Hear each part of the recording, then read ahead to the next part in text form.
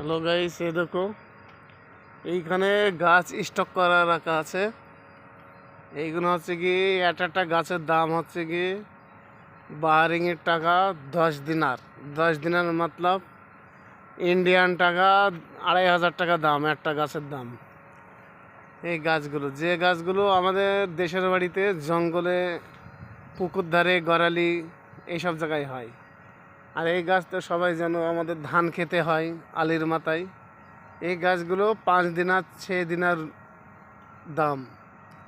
এই গাছগুলো দেখো কত গাছ স্টক করে রেখে দিয়েছে, মরে যাবে বলে। এই জন্যে এই গাছগুলো আমাদের কোম্পানি রেখে দিয়েছে। ঠিক আছে, আমাদের কোম্পানির সবই বিজনেস আছে।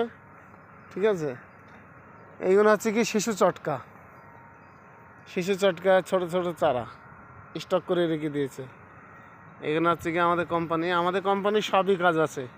কংক্রিটের থেকে বিজনেস সব কিছুর থেকে আমাদের কোম্পানির কাজ আছে। ঠিক আছে, এইটা হচ্ছে কি হাবার বাহারিং।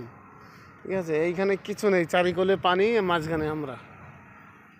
দেখো ওই কোলে আরও আছে গাছ।